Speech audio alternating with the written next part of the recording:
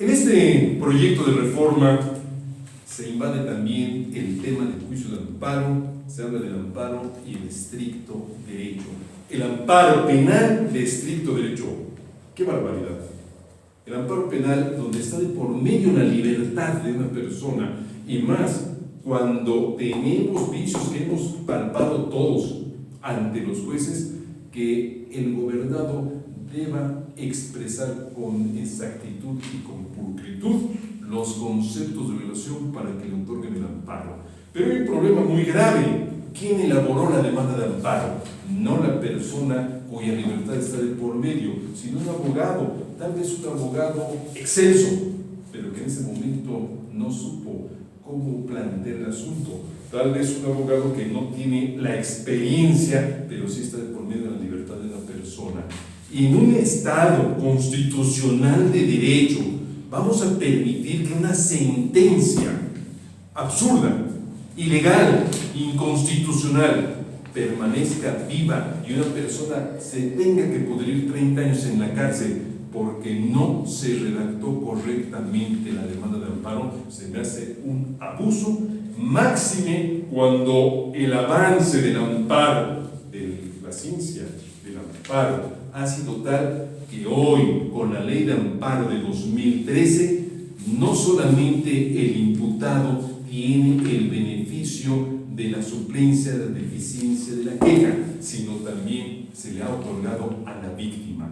Y si el juez se equivocó y el gobernador no supo atacar ese error del juez, el acto inconstitucional permanecerá vivo. Se me hace que es un absurdo total, que esto no debe estar en nuestra Constitución y que por el contrario debiéramos hablar de una suplencia de la deficiencia de la queja en todas las materias. ¿Cuál es el fin último del amparo?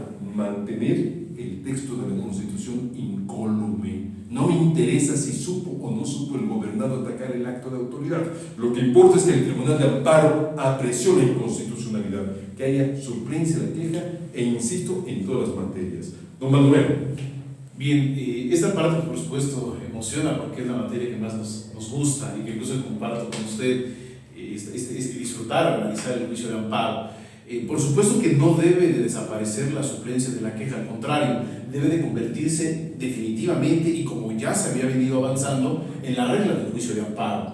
Esto porque quienes defienden la idea de eliminar la suplencia de la queja confunden una circunstancia que es básica dentro de los derechos humanos. Si bien es cierto, dentro del proceso penal debe de imperar la contradicción, que eso no se pone en duda, el juicio de amparo no tiene nada que ver con el procedimiento ordinario del cual se origina la revisión que hace el Tribunal de Amparo, absolutamente nada. El Tribunal de Amparo lo que hace es analizar si dentro de ese proceso en el que se respetó por supuesto la contradicción, o debe de respetarse la contradicción, no se violentó uno de los derechos que integran la idea del debido proceso. Por lo tanto, un tribunal de amparo en específico, imaginemos el tribunal colegiado, cuando analiza todo el proceso que con la reforma del año pasado, del 7 de junio, se establece que el tribunal de amparo puede analizar en amparo directo desde la audiencia inicial hasta el dictado de sentencia, lo único que hace es vigilar que se haya respetado el debido proceso. No implica que con ello se rompa la contradicción. Un profesor de la facultad escribía la vez pasada, en la Facultad de Derecho, de que era necesario porque no teníamos que dar ventajas. Y decimos, ¿ventajas de qué? ¿O de qué circunstancia?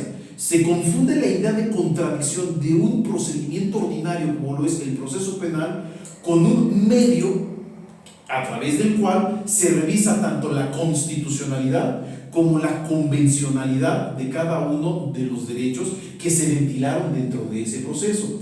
Por lo tanto, el establecer un estricto derecho violentaría el mismo punto que abandera o trata de abanderar esta reforma, que dice Estado constitucional y debido proceso.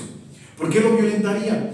El artículo 25 de la Convención Americana establece que debe de revisar el tribunal y dice, y asegurarse que pueda revisar en su totalidad los actos que se someten a su consideración de manera rápida, de manera efectiva y de una manera sencilla.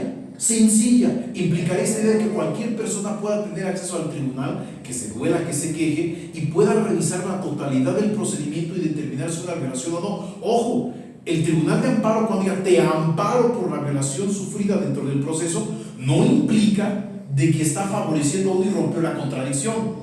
Tan solo está diciendo debes de respetar el derecho y tú, juez de control o tú, juez de tribunal de enjuiciamiento, lo violentaste, porque aparte no se sustraería, él no absolvería, en todo caso lo reenviaría para que con base en la sentencia de amparo se restablezca el uso y goce del derecho y pueda dictarse una nueva sentencia. Incluso esta reforma iría en contra de la jurisprudencia interamericana, que ya es muy sabido, desde el caso de Manfredo Velázquez, que es uno de los paradigmáticos y con los cuales en buena medida establece las competencias en la Corte Interamericana, de la idea de prevenir las violaciones. En todo caso, si yo veo que el abogado fue muy malo en escribir los conceptos de violación y veo que aún así hay violaciones, debo de prevenir la violación, me percaté de ella y por lo tanto tendría que amparar. Es muy grave esta parte y creo que se debe más en una confusión de los autores del proyecto entre lo que es una justicia ordinaria, un procedimiento ordinario y un medio de control de la constitucionalidad y convencionalidad como es el juicio de amparo. Estoy totalmente de acuerdo y vuelvo a lo mismo, está debatiendo el gobernado contra la autoridad, contra el Estado, contra el fuerte. Que haya suplencia de la queja sería fenomenal. Don Alfredo. Claro, la discrepancia entre capacidades del imputado en contra del Estado, bueno, es evidente. Entonces debe haber un órgano, ¿verdad?, que en este caso es el amparo, que lo protege y que le asegure que está siendo juzgado bajo un esquema legal, bajo un esquema constitucional, una dogmática constitucional que le permita a él ser procesado debidamente. Como bien lo comentó usted al principio, finalmente puede ser que tenga o no dinero para pagar un abogado, pero bueno, el abogado excelso no tuvo la capacidad intelectual, ¿sí?, para describir las violaciones.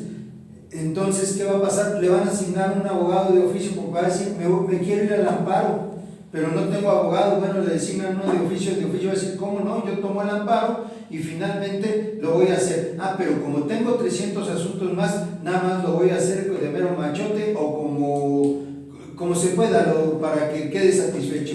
Y eso de nada le va a servir al imputado. Entonces, no puede dejar de existir la suplencia en la deficiencia en materia penal, en materia de amparo. Gracias, doctor. Pues evidentemente coincido con ustedes, que son ahora sí que los expertos en esta materia. Sin embargo, de la exposición o la justificación que dan para hacerlo de estricto derecho, pues realmente no dan ninguna quienes hacen la propuesta del proyecto. El hecho de quererlo hacer de estricto derecho y privar en este caso al gobernado para que sea escuchado por una autoridad jurisdiccional diversa, creo que también es muy perverso, porque quienes estamos metidos dentro de la práctica de este sistema vemos o advertimos diversas violaciones que inclusive no son atendidas ni por el mismo juez de control con las herramientas mismas que el mismo Código Nacional les da, ¿no? Se confían en que puede existir algún medio de prueba ilícito o alguna ilegalidad o una irregularidad, y aun y cuando se propongan esas nulidades no son atendidas. Imaginemos que voy al amparo o se presenta al amparo y en el amparo no hacen o no defienden bien el caso ante el juez de amparo. De alguna otra forma esa persona ya quedó desprotegida. Entonces no es que se le esté dando más ventaja, como dice, en cuanto al principio de contradicción, sino que es otro tema, otro tipo de materia que pues privilegia en este caso los derechos humanos, ¿no?, como el primero constitucional, y creo que es sano que siga existiendo el amparo en esa tesitura que se venía dando. Dice el proyecto, las garantías se dan en el control horizontal que las partes ejercen una sobre la otra en presencia de un tercero imparcial. No comparto esta idea, pero bueno. Y si el tercero imparcial viola la norma, ¿qué va a pasar? Como no supe atacar esa violación, mi cliente se va a ir 30 años a la cárcel. Hoy tenemos un problema muy grave, muy delicado, con toda y suplencia de la queja. Los tribunales colegiados del circuito tiemblan para dictar la sentencia concesoria del amparo. Si ahora le van a poner el estricto derecho, peor todavía. Y hago un comentario de un caso de la vida real. No fue en materia penal, fue en materia laboral. Asistí con una ex alumna a ver a una magistrada de circuito, me pidió, me acompañó, pues yo nunca he ido con una magistrada, claro que sí, vamos. Le puso una regañada a la magistrada porque en todo el proceso laboral hubo una serie de errores, hasta que le dije, señora magistrada, yo vengo de caballero de compañía, yo no soy el abogado. Ah, bueno, lo que pasa es de que aquí, en este tribunal, han desfilado una cantidad de asuntos en los que no se supo defender al patrón y como es estricto derecho, tuvimos que negar el amparo y se han perdido fuentes de trabajo. Si esto lo llevamos a materia penal, ¿qué va a pasar?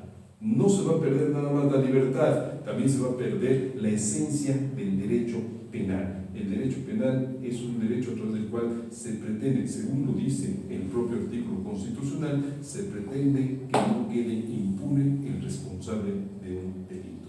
Desde esa perspectiva, nuevamente invito al legislador para que nos invite a platicar y no vaya a cometer una tropelía como la que estamos en este momento criticando. Ya había varios avances en esto de idea de la protección a través de la sustancia, desde la condena al Estado mexicano en el asunto de Rosendo Radella Pacheco respecto de la nulidad que existía o la nula participación de los jueces en proteger derechos humanos. La sentencia fue muy clara, incluso en el acatamiento que hace la Corte en el 912 varios, se establece esa circunstancia de la posibilidad ex oficio de protección de los derechos humanos, que implicaba, cuando lo veas evidente, protégelo, ampáralo, porque de alguna otra forma el juez se convierte en garante tanto de la Constitución como de la Convención a nivel interno. Por lo tanto, la idea de la protección ex oficio bajo dos herramientas que otorga la Constitución, que es la interpretación conforme y el efecto de la progresividad de los derechos, el principio pro persona, se convirtieron en dos herramientas que parecía que vendrían a enriquecer la impartición de justicia a través de los medios de control. No ha pasado y ahora vemos que incluso esta reforma implicaría también violaciones a la jurisprudencia interamericana, que también en el caso de los ecologistas contra México, en el que incluso fue juez ad hoc, hoy juez de la Interamericana, Eduardo Ferrer, se estableció de que las autoridades administrativas también en el ámbito de su competencia tenían ex oficio tener que hacer esta protección de derechos. Es decir, un ministerio público podría también establecer esta circunstancia y ahora con la idea del estricto derecho, pues estaríamos dando atrás estos avances que aparentemente reflejaban ya un nuevo panorama en el sistema mexicano. Pero creo inclusive ahí, con respecto al principio de la contradicción, como bien lo dijo, el control es horizontal, es un juego de igual entre las partes. Pero una vez que resuelve el juez de control ya cambia la perspectiva, porque ya está imponiendo su decisión y es la que debe estar sometida a revisión. Dos circunstancias por las cuales no se rompe la contradicción. Piensan que en el amparo directo solo es escuchado el quejoso o en el indirecto el quejoso, y no es así. Tienen participación dos personas más, dos personajes más, que es en este caso la víctima, puede comparecer ante el tribunal de amparo y por supuesto ahí mantener la contradicción, pero ya a un nivel de constitucionalidad, y también es parte, hoy día con las reformas ya de la Ley de Amparo de 2013, el Ministerio Público de la Causa, que también puede comparecer incluso en amparo directo adhesivo como parte del amparo, artículo 5 de la Ley de Amparo, como parte de la causa, también a defender la resolución ante el Tribunal de Amparo, es decir, la constitucionalidad. Por lo tanto, yo creo que implica más un desconocimiento de cómo se articula un medio de control como es el juicio de amparo que otra circunstancia. Conclusión, no debe pasar este proyecto en este punto. No debemos quitar la suplencia, la deficiencia en materia penal, menos cuando está de por medio la libertad. Y tomo las palabras. Y cuando el que hizo el proyecto esté ante el juez de amparo y no haya elaborado bien la demanda de amparo, ¿estará feliz de haber cometido esta tropelía? Que le nieguen el amparo. Que le nieguen el amparo.